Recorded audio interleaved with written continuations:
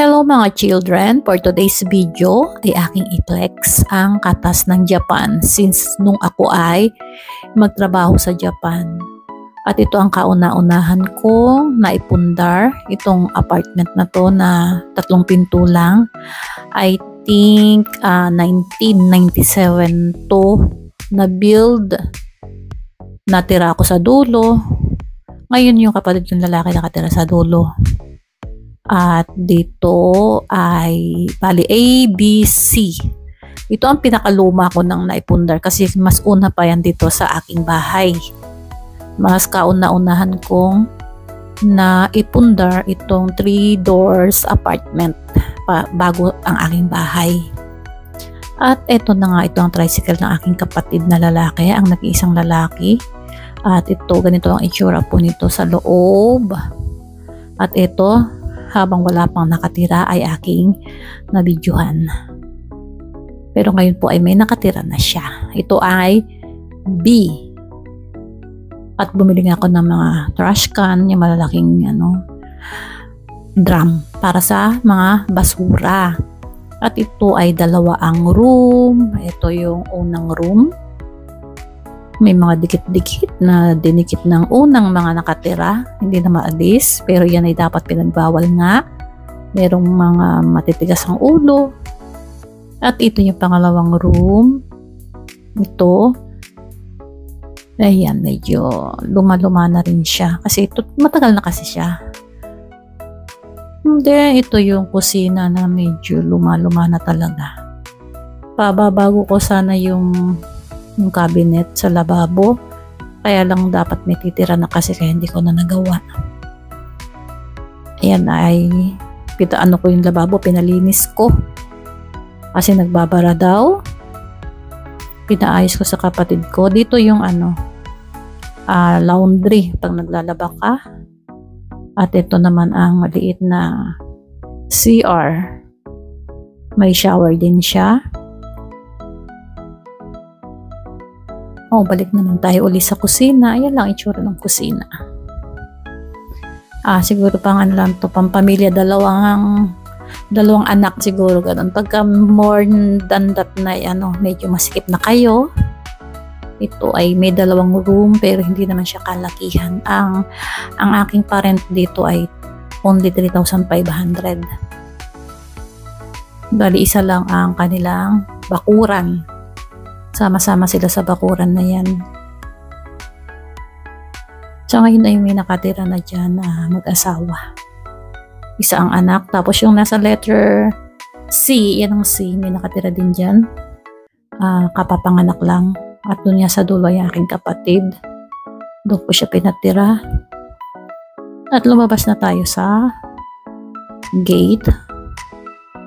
At dito naman tayo bumanda sa may taniman ng kangkong. May kangkong siya. Dito naman sa kabila ay ang orange apartment. Dati ito ay blue apartment, naging red apartment yung una nating pinuntahan. Dito sa orange and blue ay may sarili po silang parking. Hindi lang tayo makakapasok. Pero same yan. May 2 room, may labahan sa likod, may sala, at may sari-sariling parking. Pati dun sa kulay blue sa dulo. Ganito lang ang itsura ng aming kapitbahay. Dito ay tahimik. Kaya dinig na dinig kapag may nagsisigawan. At yun naman, dito naman tayo dadako sa aking bahay. Ito ay ito ay katas ng Japan. Simula mag-Japan ako, ito lang mga naipundar ko. Mga bulok-bulok na nga sa tagal na. Then, pasok naman tayo sa please don't lock the gate. At ito yung aking e-card. Na 2 years na pala siya. 2 years ko na siyang nabili. Dito tayo sa aking munting tindahan na ang bantay ay si Blue.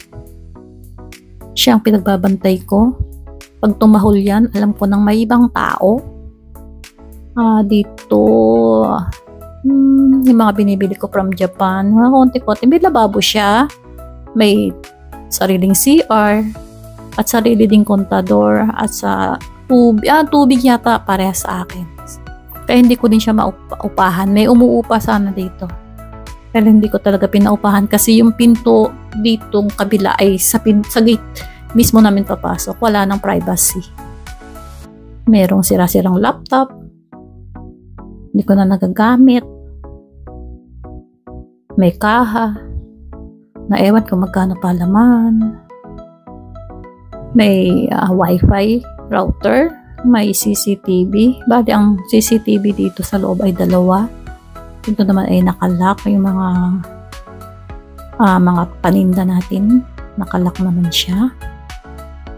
Yan, meron din tayong table, yung chair, para pag may bumisita sa Mac Trend Shop. May mga notice din tayo. No refund, no return, no exchange, not refundable. Ito galing kay Maitama Channel from Okinawa, Japan. Pasalubong. Ayan, mga Daiso, dustpan. Ito, tuna from Japan. Magkano lang benta natin dyan? Hindi tayo nagbebenta ng mahal. Iyan ay Daiso. From Daiso, Japan. Iba-iba presyo. Mga ano yan, useful na sa kitchen. May tinda din tayong wine. Yan, mga Daiso. Nangunti na nga ang tinda ko. Ano na siya, bali, wala na. Ano na, baka bakante na siya kasi nga, ay nabili na yung iba naman ay may pumapakyaw, yung iba pinangririgalo, mabibili yan lalo na pag Christmas, mga exchange gift, diyan nabibili ang aking paninda, nauubos, mag-Christmas na naman. Yan, meron tayong mannequin, ayan si Blue. May mga damit din tayo from Shein, saka from mga P-Lab from Japan, at ito ay brand new naman, made in Bangladesh na 100% cotton na mga t-shirt. Meron tayong Onitsuka Tiger, original from Japan, mga Skechers, Vans, Adidas, Nike, sari-sari, mga dressing, mga chili powder, mga spices, yung mga nandun, ayan. May mga pre-love stop toys din tayo from Japan.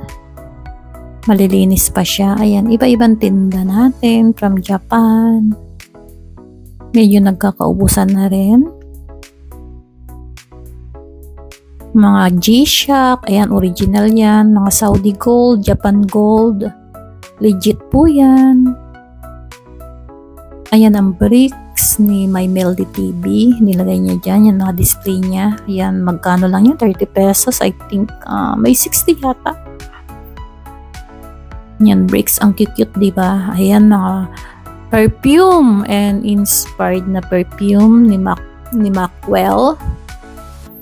Mga G-Shock na may Casio tayo dyan. Nakita ko si Blue. Yan, mga original yan. Naka yan sa ating page.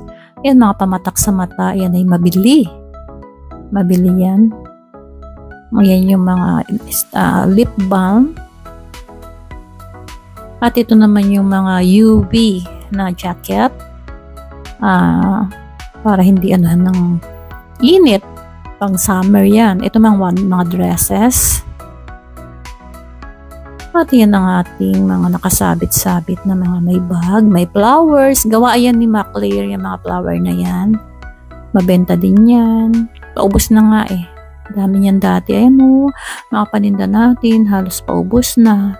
Tinatamad na akong mamalengke, magdagdag, magpabagahe from Japan. Pag-iisipan natin kung ano yung mabili. Yun ang maipabagahe natin from Japan. Thanks for watching mga children. Bye-bye!